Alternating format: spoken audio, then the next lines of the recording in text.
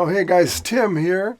A student of mine asked me if I would look at Little Wing, the great Jimi Hendrix tune, from a jazz perspective, and I thought that was an interesting challenge, and I thought that I would make a video about it, what I discovered. Of course, this is a great song. People love this song. It's kind of a rite of passage for people to learn that intro. I'm not going to look at that intro specifically. There have been some famous versions of this song. Of course, Jimi Hendrix's version, also Stevie Ray Vaughan did a version, and Sting did a version with Hiram Bullock on guitar as well. Hiram really killed it. And created a very melodic solo. But what I notice is a lot of people would approach it pretty much, soloing-wise, pretty much as E minor pentatonic with some added notes, and that's a great way to do it. I'll do that in a minute. But I wanted to look at some maybe slightly enhanced harmonies, a couple of different movements that might connect the dots a little bit. And so what I'll do is go through the harmony first. I'm going to do it in E minor, not E flat minor. I think Jimmy did it in E flat because his guitar was tuned down a half step, but I'm not positive about that. So anyway, we start on E minor. I like E minor 9, and minor chords like to have 11s and things too, so we can play. Then G, major 7. Then A flat diminished 7 on my way to A minor. Back to E minor. Then B minor with a 9. B flat minor, A minor. C6. G. F major 7, sharp 11. C 6, 9, and then D at 9. Or you could say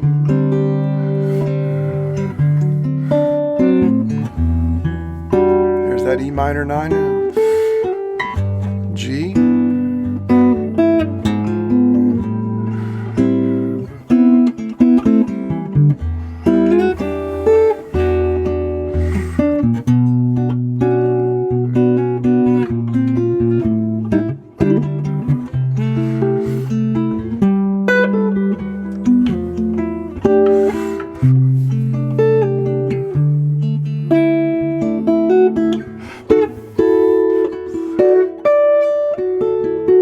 So the diminished chord adds a little connection between G major and A minor. That's a nice little thing.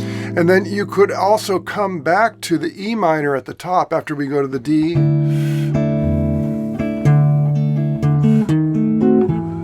Or just a single E flat note on your way up. That's kind of a neat thing to do. You can hint at that melodically as well.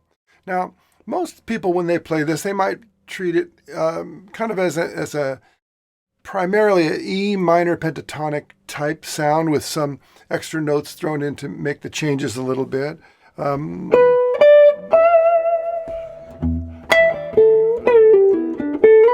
There's the C, G.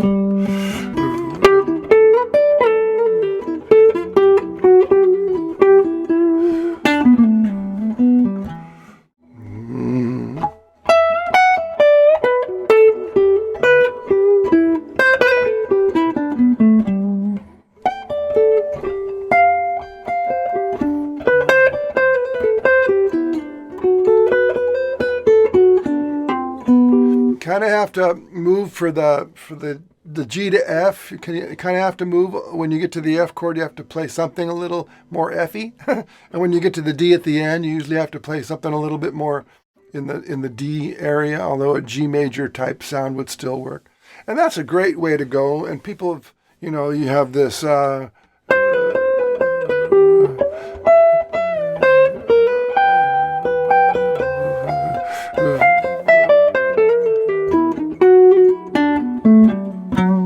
little tail end where the chords get a little interesting. I'm going to play through it with a track in just a minute. And I think you might discover that I'm trying to play a little bit more along the lines of the chords. So I might arpeggiate a little bit more individual chords rather than just relying on one scale pattern for the whole thing. So I might say, then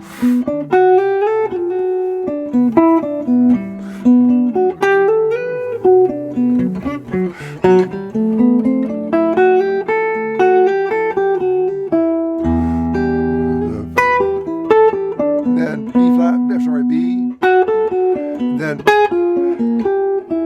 Now what I did there is a couple of different places and a couple of different ways. I played the B minor arpeggio,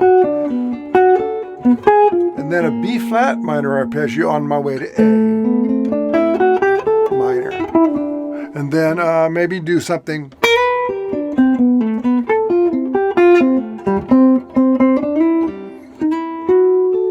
Right, so really run those changes. So some kind of G, then some kind of F, where I like the sharp 11, and then C 6 9, and then D add 9, or some sort of nebulous sounding D sound.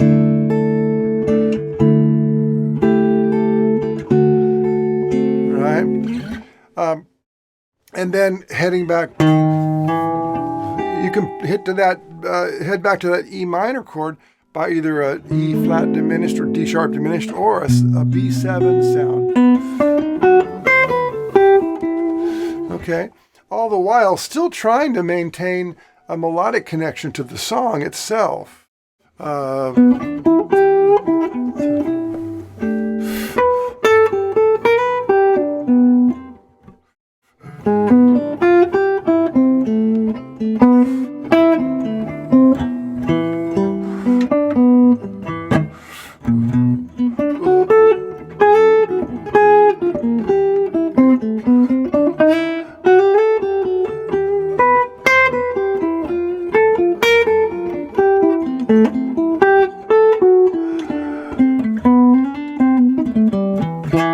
Okay, so I still want to play the song. I don't want to pretend like I'm just blowing over the changes. I want to make sure I'm still playing the song, but I'm wanting to maybe touch the changes a little bit more than is typically done. And the way I would do that is by using arpeggios, and then also a little bit of chromaticism, not too much though. I found that if I tried to get too chromatic, I started not feeling too good about how it was, how I was connecting with the original song. There is some chromaticism built in, of course, but we don't want to go completely, chromatic like a bebop tune, because it's just a little more melodic than that. The other thing that I did, and this is probably the most important thing, and not to say that anybody else wouldn't do this, but I played around with the rhythms, the melodic rhythms, like I did sort of jazz-influenced arpeggios with different rhythms, like